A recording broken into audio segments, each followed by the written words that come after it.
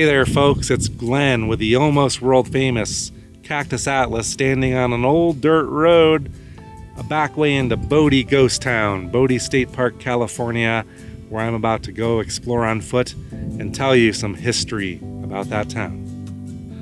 Yes, I've come armed. I've read a couple books.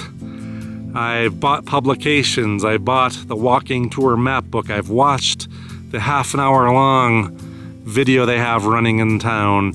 All so I can relay some of the actual history of this town to you on my third visit here over all time. So before we drive down this dirt road hill that I'm on to get into Bodie, I do want to note one thing. This is not the normal road into Bodie. I took an alternate way in where we got to see amazing mining history in the hills beyond Bodie, the mountains beyond Bodie. Two towns, Shamong and Masonic. That would have most likely been last week's video. So if you want to see a different way to get into town with some dirt road driving, beautiful landscapes, and amazing mining history and infrastructure, check out those videos. But I'm here to tell you nothing, and I mean nothing, has ever come close to beating the history and the preservation that you'll see down there today, the natural preservation, because they don't actually preserve those things. It's arrested decay, but it's in remarkable condition for what's left. And if that town looks big right now and there's many buildings there, you would be correct. But also note, that's only 5% of what once was here, because the rest of it burnt down on multiple occasions, as we will talk about.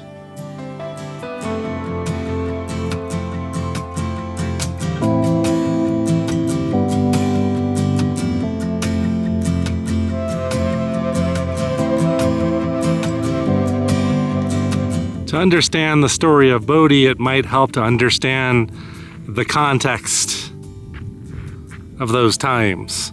And our story, to me, begins back in 1857 when gold was discovered on the eastern slopes of the Sierra Nevada in a place called Dogtown, just a few miles west of here. And just a couple years later, in 1859, a gentleman by the name of William Bodie, or Waterman Bodie, spelled B-O-D-E-Y, from New York, was out here prospecting, almost like another gold rush out in these hills. And it said he was digging for a wounded rabbit that he shot at the base somewhere of Bodie Bluff when he discovered a rich vein of gold ore. And the rest, as they say, was history. Now, Mr. Bodie didn't last much longer than 1859, because a few months later, the guy died in a blizzard somewhere out in this very rough environment. It's said that Bodie's bones were found after he died in this blizzard, and eventually, they say, his bones were brought back here and buried somewhere in this hill beyond the cemetery in an unmarked grave. The founder of the town, Mr. Bodie, who ended up botching the spelling of the name, because once again, Mr. Bodie's name was B-O-D-E-Y, and the town of Bodie is B-O-D-I-E. Now, just because Mr. Bodie discovered gold up at Bodie Bluff doesn't mean that things got hot right away. It actually would be probably about another decade or more, almost 20 years before things got really crazy and real Wild West out here, and the town that you see today started to form. One reason they say for that is not far from here. Actually, we're in California, but in Nevada, which they thought was California back then, or some did, was a town called Aurora. But a wonderful Old West town that came to be around 1860, where Mark Twain actually lived and gave his hand at mining. That was going on. That was the big story around 1860, shortly after Bodie found this area. So what did you have out here at Bodie then? Well, it said there's some early sketches of the land. Probably had a couple wooden structures. There were a few people working it, but it wasn't that productive yet.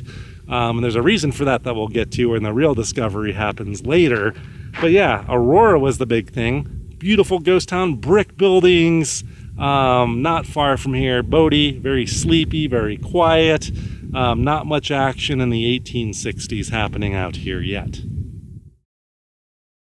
Now, before we head into town, I just want to summarize essentially what we're seeing today.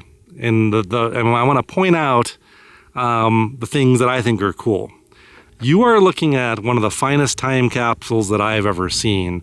Many of these buildings that we are going to see today actually date back to the 1870s. Yes, I said that. The real Wild West. Everything you've ever heard about the Wild West, all of the legends, the killings, the shootings, the stabbings, the gambling, the prostitution, the opium dens, all of it here. And all with a very bad reputation for being a very rough place. So in essence, what I'm trying to tell you is you're gonna see the Old West locked in time, the way it would have looked very much so to many of these people that lived back then. Now, while there are time capsules to the Old West in here, very much so, and many of them are lost to time, lost in two major fires that this town experienced. But it's not all 1800s either, because as you've learned if you've watched our channel, many of these mining towns persist into later years. Now, the boom was late 1870s, early 1880s. That was the height of this place. But mining continues here all throughout the 1800s into the 1900s, all the way up till about 1942. So you do have different eras of history mixed in. You've got 1920 gas pumps in there. You've got that mill, not the original mill, the metal one there today, 1890s, the original wooden one burned down, for example. So you're gonna see a mix of history, but my favorite is the Old West, the 1870s, 1880s. That's where the jam is for me. And here we are with our first looks on the ground, looking straight down Green Street. So as you'll find out here on Green Street, there's quite a bit known about some of these buildings, as well as when they were built, by whom were they built, who lived in them and when, things of that nature. And you have all different sorts of times, like 1882 would be the original date of this Methodist church, one of two churches in town, the other one being a Catholic church which burnt down and I don't believe remains today. And if you buy the booklet, that's the walking tour that tells you what some of the numbered buildings are, which we do have. Some of these buildings were occupied even in the 1920s by people mining here. I believe this is an example of that.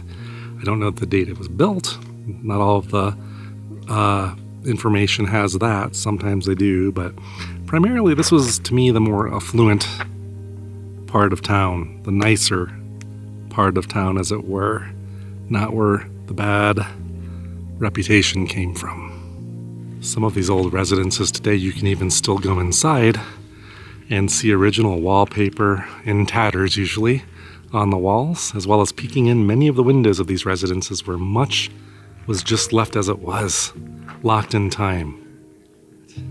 Because I really want to start where the rubber meets the road, and this is a mining town, and that has to do with miners, 1800s rowdiness, murder, all of that stuff, right? We want to dive right into that, I think.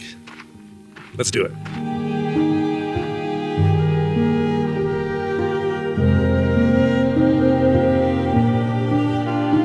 Note, not as many buildings anymore as what we had seen back by Green Street and further down Main Street.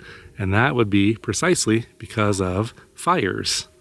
One fire in the 1930s took out a lot of Main Street. We'll talk about those fires towards the end, but I wanted to remind you that only 5% of what used to be here remains today. 5%. And how many people at its height did it have? I don't know if they know for sure. It was overestimated. Usually when I read books about mining towns, they'll say, oh, there was 10,000 people. And that's a figure associated with this town. But you start to get into it, the experts don't agree. You see more around 7,000, 8,000, I think, at its height, which is a lot of people. I mean, it's a sizable town. And out of that, other subgroups like the Chinese, the Chinese in the Old West would come to towns like this to provide services, which they did here And there was about a community of 350 Chinese out of that total, group that lived here. But main point is that, that boomtown, once things got going, it got going, and it would have been a bunch of young men. And in those boom years, I've read, as well as the movie that you will see, if you choose to watch the movie they show here, there is like a murder almost every day here, a stabbing, a shooting, and not much ever seemed to get done about it. I think the richer folks at first just figured, hey, if it just stays out of our neighborhoods, as long as you don't go to the bad part of town, you'll be fine. That seemed to be part of the thing. Just don't go there. And the trouble didn't seem to find the good folks. It seemed to keep separate. But boy, go to the red light district down here on Bonanza Street when we find it, and whole different world. We're not on the bad street yet where the trouble would happen, but I see this here. I'm not even sure. We'll take a quick look at whatever this thing is here. The James Stewart Kane. Oh, this is an old bank, I take it, maybe? In an old safe. James Stewart Kane is there's several residences that are attributed to the Kanes that we're going to look at. I think I might even see a safe, a very ornate safe in there. I would have to guess that we're standing in the side of a bank. And the old safe, so this does not open anymore. But what do we got in there? Look at that. That is a beaut. That is an absolute beaut. And now you're starting to see how this town was really left.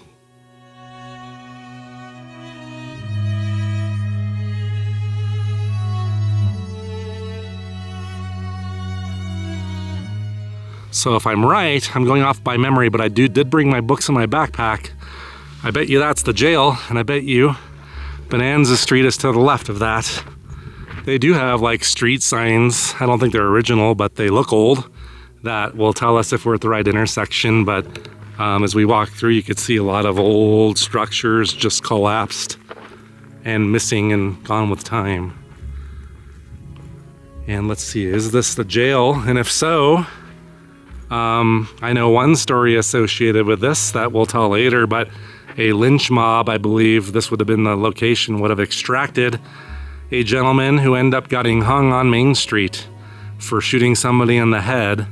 And I'm gonna wait till we tell that story because the location of the shooting as well as where he was hung is well known, and there's a numbered sign notating that. Everybody likes their murder stories, so.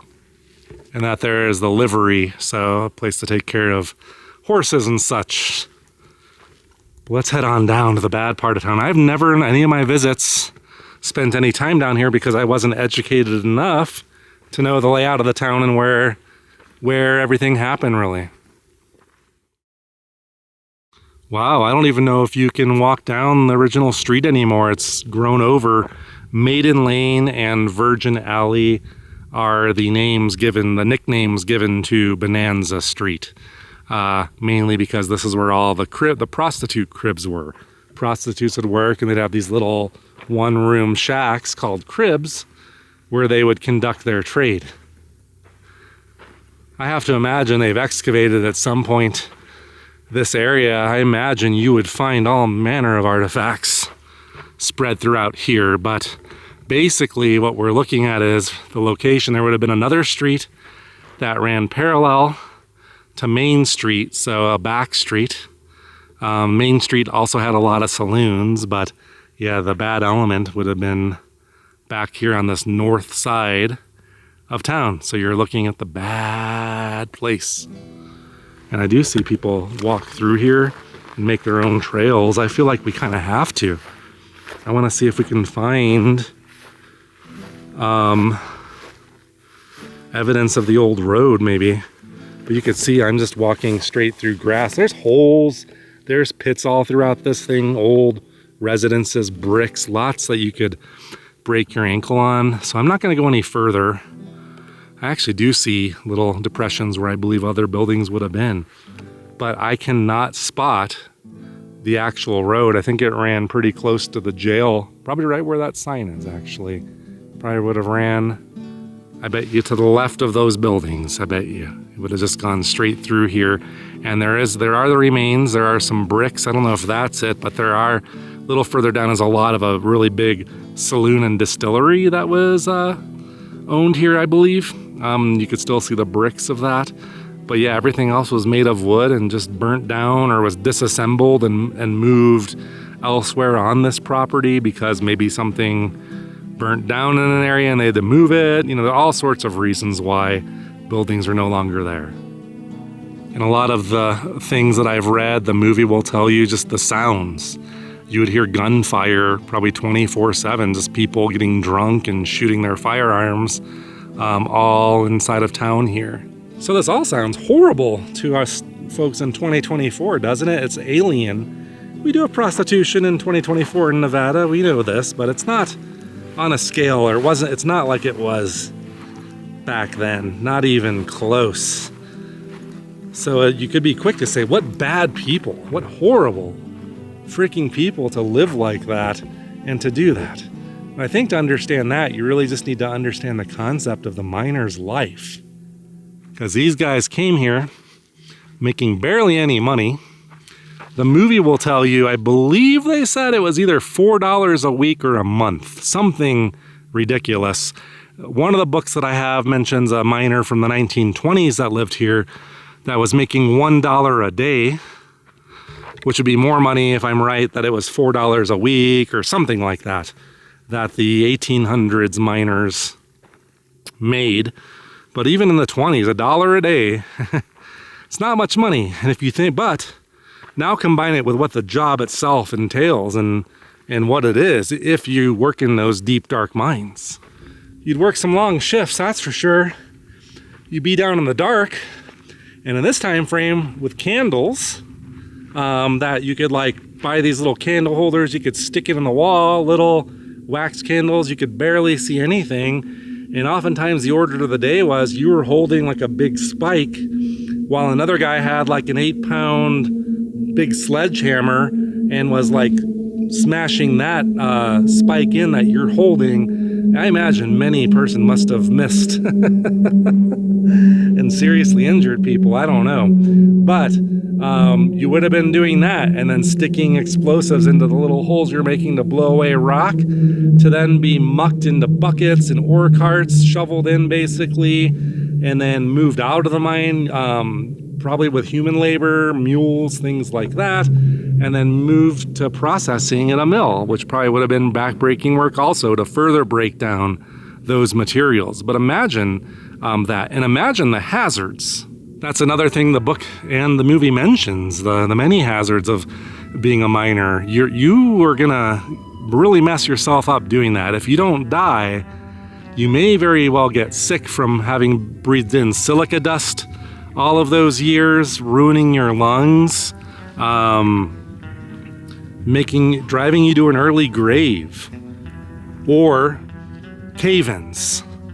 Many stories of cave-ins, or even better, falling down deep holes, deep shafts. If you watch the movie, you'll hear about that happening many times out here.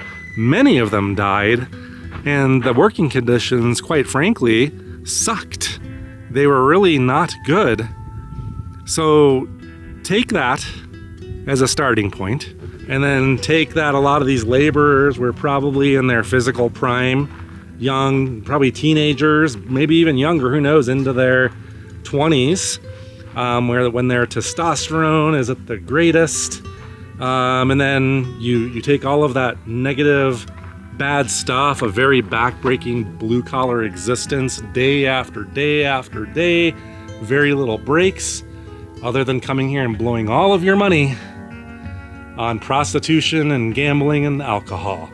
And it all happened down here, very often in a drunken frenzy. And some of those fights seem brutal, almost silly brutal at times. There's one account I read of two guys that were at a saloon. They started arguing, getting into each other, and I don't know if they're wearing dusters or coats. They each start grabbing each other. They're like literally within grabbing distance of each other. They both take out their guns and start unloading on each other. and only one of, I forget how many bullets actually hit anything. And you hear a lot about that in the Old West. You know, shootouts on the streets, innocent bystanders are going to get shot and killed. And read Mark Twain's, there's a part in the book Roughing It where he talks about the firearms that he carried and people that he carried and how inaccurate they were, actually. I forget the one in general. It's like basically just point and shoot and hope you hit something in front of you. So just imagine that, though, just drunken, fueled fights and, you know, firearms and people feeling like they can get away with it, which for the most part they did. And Bodie had a very bad reputation in the press also. That's an interesting thing and where you get a lot of information from. There was a term called the bad man from Bodie, which started off as the bad man of Bodie, I've read. And it's not really referring to one man, but all of the bad men, the rowdiness, the killing, the murder, all of this stuff. And in international newspapers, you will read about these things, and I believe it. So Bodie was and is a very cold, unforgiving climate. This place, much of the year, is probably covered in feet of snow. So to survive out here, wood is absolutely essential to keep warm. It was needed to fire up the kilns and stuff for the mining operation. Without wood, this town couldn't have existed. And obviously the buildings themselves, this whole town is made of wood. And early on, someone had to provide said wood. And that was a job that those over in Chinatown, which no longer exists, took care of for the town. They would haul wood, and so would native Indians. Natives of the area also would sell wood and bring it in on their backs. The Chinese typically would haul theirs in with mules, but that was one of the primary functions the Chinese community played during the boom. And this is not uncommon, other towns like this, they also were into laundry services. There was a Chinese laundry over there that ended up getting moved, I think, down by the firehouse, more off of Main Street later after one of the fires, I read. And then another thing they did is they had opium dens, which you've probably seen in Old West movies. Think of Curly Bill Brocious in the movie Tombstone, the scene where he's howling at the moon after going into an opium den. That's what it was.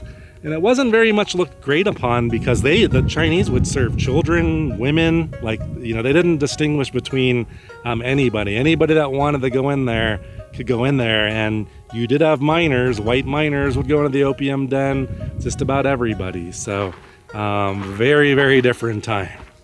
All right, so that's the uplifting part. And I promised you I'd tell you a story of murder, which would be a great segue into the next section of town. We're going to walk up now to the other end of Main Street where some of the best preserved buildings from that era still remain. And I can have a segue to this and that jail, in fact. Remember that jail? So once again, we find ourselves at the intersection of Green Street and Main. And as I turn over to the left here, this building there is the next one that I want to talk about, which in modern times we can go in. But it's a very important building, especially to the miners that once worked here. So if you want to see real, true blue Old West buildings, obviously this looks like the caricature of one, because it is. This building was built in 1878, and it was the old Miners Union, which came to be to help protect miners' rights. You heard about how bad their working conditions were. Well, Miners Union came into town for one function to fix that. Although the interesting thing that the movie mentions is they never adjusted the miners' wage the whole time they were here, but they did improve working conditions. So the overall function of the mine, this Miners Union, they would have dances, balls in there. They even had religious services before they built any churches in town. They had a Catholic and Methodist service at different times of the day here in this Miners Union Hall, as well as lectures, all manner of things. And a murder occurred near here too.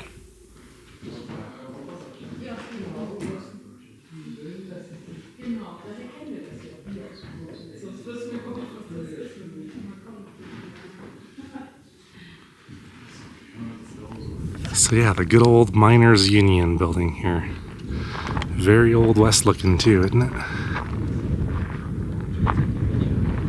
All right, I promised some violence. That's why we came up here. You know, I wanted to segue with the Miners Union because it was there for a really good purpose. It served many different good purposes, but something bad happened there one night in the 1880s. So as mentioned, that Miners Union hosted like balls and dances. And in January of 1881, there would have been some kind of function here. I read that it was a dance attended by a miner, a Cornish miner whose last name was Treloar, and his wife. But one of his competing love interests was in there, a Mr. Desroches, a Frenchman who apparently had a thing for the wife. I can't substantiate if there was an affair going on or if it was just an affront that happened in there.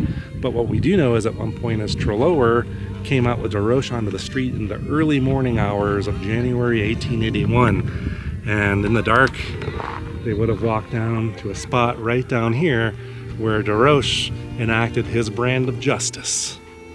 So Mr. Treloar and Mr. Desroches would have been walking down here, probably arguing about the woman, I'm guessing, and came to this spot right here where you're going to see a number 12. And that is Mr. Treloar's murder site because Mr. Desroches shot Treloar in the head and then he fled after that at this very location. This was one time that people couldn't abide the violence, and Mr. Treloar, they assembled a lynch mob basically. They called them a 601, like a vigilante group at a mining camp. So eventually the guy was apprehended a couple days later and put into the very jail that we saw down by Maiden Alley. And then guess what? The 601 arrived and said, we're gonna make an example of this guy.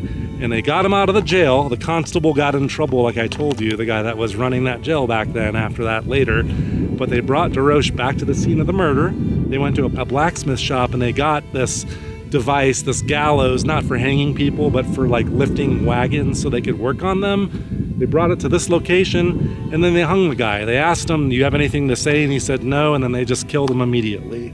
Vigilante justice, but it seems to have been effective because once the 601 came about, people did not want to mess with that. But an example of those times where people thought it was, I don't know what, I can't say okay, acceptable, I don't know.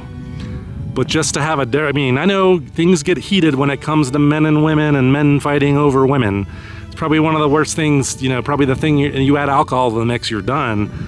But, you know, back then just to think, oh, I'm just going to pull my gun out and shoot someone in the head. I think that still happens occasionally today. Let's not say that humans are that civilized yet. But I think back then it just seems, I don't want to say it was acceptable, but maybe more expected.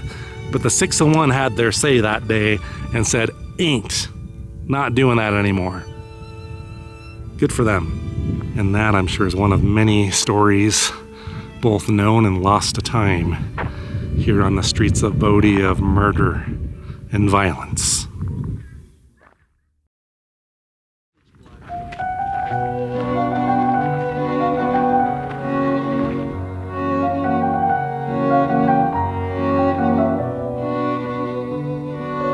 While we're just kind of talking about the 1800s vibe out here, the ghost town vibe, these are two of my favorite buildings here.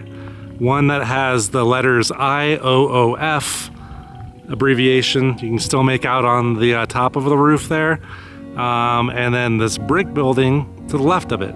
The one on the left is the Deschambault Hotel, built in 1879 is what I read. And I think this next building, it's an Odd Fellows fraternal organization is what the IOOF stands for. International Odd Fellows, I think, something like that. And that was 1880. So these are both perfect period replicas of Old West architecture, some of the finest left around in the world today.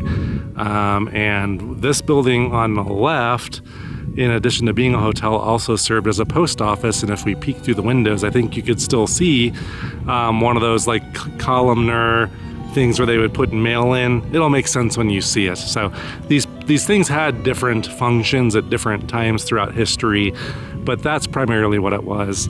Same time period though as our miners union building, as well as most of the buildings that we're looking at in this area. And if you look carefully in there, a lot of these buildings will have original wallpaper still, but I believe that's the post office thing. All those little cubby holes, I think, were for letters and things like that, is my understanding. But also a hotel, probably a saloon, I had to guess. But you know, like I said, you have to do a lot of window shopping when you're in Bodie. You can't go in most of the buildings, but there's a fantastic scene behind most. If only we could go in some of these and just explore to our heart's content, respectfully, of course. But let's take a peek in this one here. Yeah, see, there's one that I can see on my camera display. I think they said this one was once a gym in later days after it was the Fraternal Oddfellows organization. But look at the wallpaper in there as an example. Most of the houses, still the ones that are even locked up, if they have glass on the windows and you look in, chances are you'll see not just one layer of wallpaper, but many, sometimes, layers from different time periods if you look carefully. The Swayze Hotel is my personal favorite building, but I guess if one thing I'm going to give you a heads up about that I find kind of disappointing with this book, and it just may be that they don't know, maybe they don't have the records, is the Swayze Hotel, which served many different purposes, not just a hotel. The only information it talks about in here is that it was purchased by a gentleman in 1894. So that doesn't tell us much other than that it existed in 1894. So when was it built is my question. Does anybody know? And why don't they put that in here for much of the buildings? A lot of it just says, oh, so-and-so lived in this building in 1900, but it doesn't say that what year the thing was built. And over here you'll see a very good example of arrested decay, which means they don't restore these. There is no restoration that occurs on these, but arrested decay does provide that you can put up braces and supports, of which there are many in this leaning building holding it up. But at no point, in theory, will they prevent it from falling to its complete demise when that day comes. That's arrested decay. So we talked about a lot about the 1800s here. And I do want to make note that this town did have a pulse, even though the boom when the bulk of the population lived here was 79 and 80 over the 1800s. Things went on here until the 40s. In fact, that building right there is an old schoolhouse that dates back to the 1800s, an original boarding house, the Bon Ton boarding house, eventually converted to a schoolhouse that apparently ran classes until 1942. So people were living out here a lot far past the Old West, and some of the things you will see, even some of the buildings, are post that period. For example, attached to this old 1800s store here, an old hotel, is a powerhouse that when they finally got electricity, I believe that's where the power routed to first into town, a more modern ad. So I was exploring up around this area too, and a lot of residences, and these are a lot of the houses. You can't go in any of them, and they even have some of the staff that lives in some of these today. You'll see signs on them like this one is a current staff quarters, but basically you could still see wallpaper in most of these and original things, and we'll get a look at one on the way out down Green Street when we leave. But first I want to talk a little bit about the old Bon Ton boarding house, aka what became the schoolhouse. So my understanding is this schoolhouse serviced the younger folks in the community during the boom years in the 1800s. So it's a structure that stood the test of the time, but it's also, people were using this as a school up until 1942. And before it was even a school, it was a miners' boarding house. And the only reason it became a school was because of arson, I believe. I couldn't tell you the original location of the schoolhouse, but I was reading an anecdote. One of the students, a bad student, purposely burned down the original schoolhouse, so they had to relocate it here for the kids. But I think the greatest years of enrollment here were during those boom years, so 1879, 1880, 1881, something like that. Probably would have had the greatest attendance here at this school. And this is one of my favorite time capsules here if you look into the windows, because you can see things just left as they were. You can even see old jack-o'-lanterns, classic ones from students presumably 100 years ago or more. It's interesting to think if the two fires that happened here, the two major fires, I think one was in 1882, and I think the worst one was in 1932. It was in the 1930s when a lot of this town disappeared. Because of that, there's a lot of photographic evidence of what it would have looked like beforehand and how much more was here.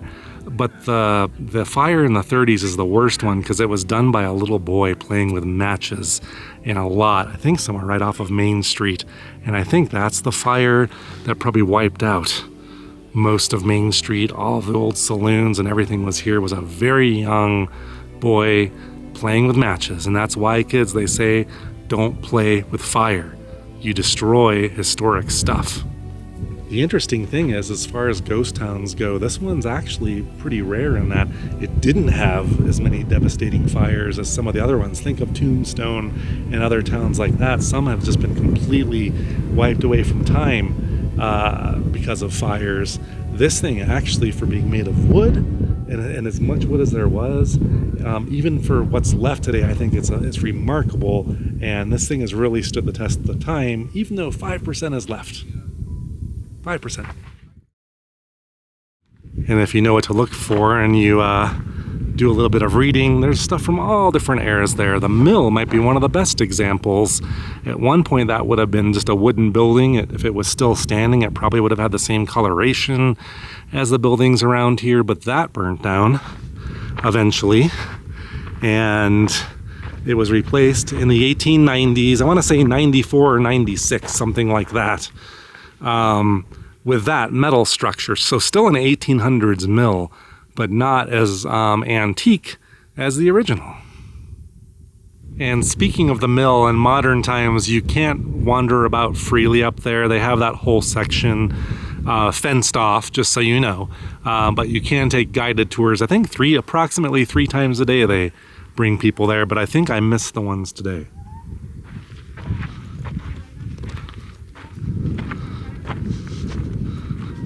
I just love the Swayze Hotel. Like, these Old West buildings are actually pretty simple when you think of their construction. Usually 4 walls in each major section and then a flat front. That's all it was. All right, we're gonna hang out here on Main Street one more time. But first, speaking of different eras, they have a truck on site here representing one of the many different eras here. This truck is from 1927. It's a Dodge, and you'll see some antique pumps behind it. A Dodge Ram.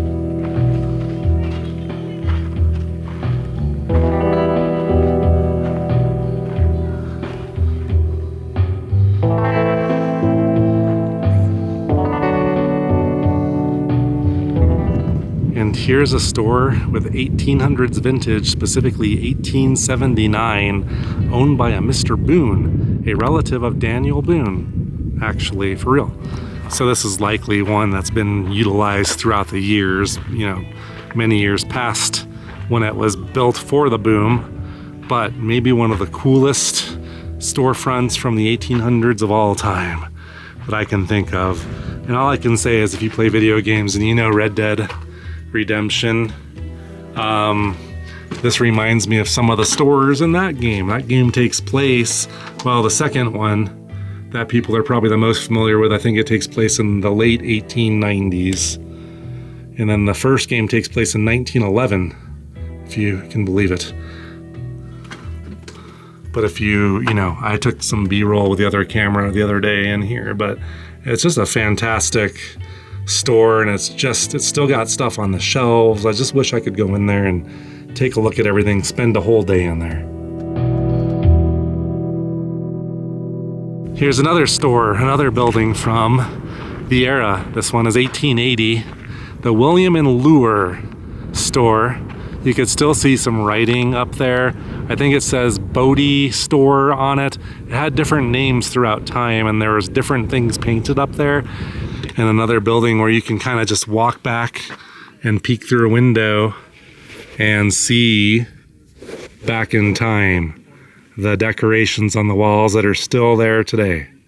All right, let's take a couple more looks here on Main Street. And I wanted to come down here to call your attention to this last thing. And we've already talked about the fires, and you now can see and understand, hopefully, that this would have just been building after building after building, and fire is primarily responsible for this going awry.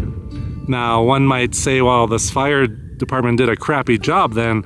I would disagree. I bet you they put out many fires during their time here and caught most of them because, as I said, compared to other ghost towns, Bodie did not do as bad in the realm of fires. But I did learn one interesting thing about this particular firehouse that I did not know. So maybe call it another shortcoming of this book. If I can offer a critique, it would be helpful to know the original date of the firehouse here, because this book doesn't tell you that. All it tells you is that the Civilian Conservation Corps rebuilt this firehouse in the 1930s. So did they rebuild it exactly as it once stood? I assume the original was 1800s vintage. I don't know the full story about the firehouse. I always thought this was a true 1800s relic still standing. Apparently it wasn't standing, it had come down, and Civilian Conservation Corps rebuilt it. And that there's kind of the shame about the fires that happened. The one in, I think both fires, they had issues with the water lines. You can see like pipes and things. I don't know what era those are from, but in both eras when the fires happened, they did have water running into town. And in both occasions, I think the first one, the reservoir or wherever the water was, rocks and debris had plugged up some of the lines where the water went in, so they couldn't react quickly when the fire happened. And same with the second one. Someone had inadvertently turned off a valve somewhere or did something, so when they went to fight the fire, no water, and then they had to pause and get the water on before they could fight the fire that took out this whole area. So I wonder what the status would have been if water was readily available on both occasions. Would we have more town left today? We keep coming back to this intersection of Green and Main. It seems where all lines lead here. But I'm gonna lead us out of town now, walking up this way. But don't fret, we have a couple more buildings to talk about and a couple to poke our heads into even. And this here to me is one of the most ornate, beautiful houses in town. Every time I walked by it, I was like, this just sticks out to me compared to the rest of them. Someone rich either lived here, somebody important, or maybe it was just a later build or who knows what, but it's kind of exactly what it is. This is the house of a James S. Kane who came here in 1879. And this gentleman originally worked with lumber companies, did stuff like that, ended up getting into banking here in town, and even eventually got the main interest in the Standard Mining Company that I already mentioned to you. Eventually, I would say almost like owned the town. And indeed, that is the family, the Kane family, that I understand sold this historic property to the state of California. But if anybody could tell you stories about this town, I bet you it would have been this guy. He was here in the boom, and then well beyond it, saw lots happen here. So he believed, I think till the day he left or died, that there was going to be a second coming here, another boom, when what I've heard referred to as the Veta Madre, maybe that means mother lode in Spanish, would be discovered, which was always the underlying thing in this town. Even during the boom, they thought there was some gigantic lode out in these hills that they never quite found, even though they mined a lot out of those hills. And really there's a couple other things we'll look at here. That's just noted as the Red Barn, and that house next to it is a house that a miner occupied in the 1920s. Was it built in the 20s? I couldn't tell you, it doesn't say. And when was this house built? Because the pamphlet also does not say. This could have been a later build. This is another example of a residence where I couldn't tell you the original date. All it says was that a guy that was a teamster lived in here with his family in the year 1900. So did he build the house in 1900? Was this an 1800s house that had existed that he just moved into next to Mr. Kane's house? This is where this kind of falls short a little bit. My guess is it's an 1800s residence that got used by this guy. I'm standing in the same house that this family would have lived in the 1900s, if not people before that. I really wish I knew. Might answer more about the wallpaper. I've been taking close-ups of the wallpaper. I think I've seen for sure 2 layers, if not 3 different layers in one spot. And it makes you wonder, okay, well, was the first layer put up in 1900 or was it put up in the 1800s? And then, like, who put them up? Was it the guy in 1900 and his family or what?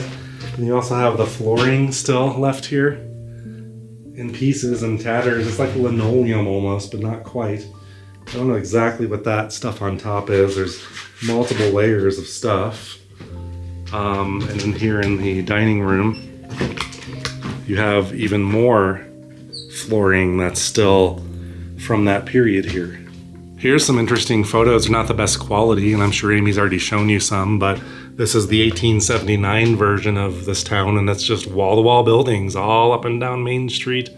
Nothing like what it is today. And then you could see in 1931, it's more sparse. After the fire of 32, even more sparse, and then by 74, a complete ghost town. This is a pretty nice house, though, I would say, compared to a lot of dwellings we see on our adventures. People over here lived, I would say, pretty well. And as you can see in many of the residences, if you poke your heads in, just so much ornate furniture left here. And that's what I always wondered, is why was so much just left here the way it was? Does anybody know the answer to that one? Why was so much left alone here in this town? Inside the houses, as if the people just up and left. Same with the buildings, the hotels, all of it. There's just so many artifacts in all of them. Some things are big, and I guess it wouldn't have been cost prohibitive to have to haul them out of here, but it just seems odd to me. Anyway, another one of many cool time capsules here in Bodie. But all in all, you could see we covered a lot today, but we probably only saw a small percentage of what's here in terms of buildings and didn't go over every single one that's in this book. But I think I covered some of the better ones that I liked.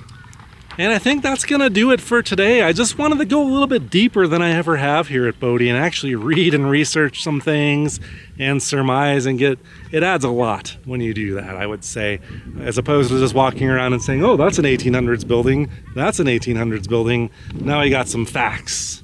And if I have my way in life, I will be back here again and again. And I hope nothing changes in my lifetime, and I hope this place continues to stand the test of time, and I hope my beloved Swayze Hotel doesn't sway on over. My favorite ghost town of all time, I must say. I hope this was enjoyable for you, and I hope I taught you something.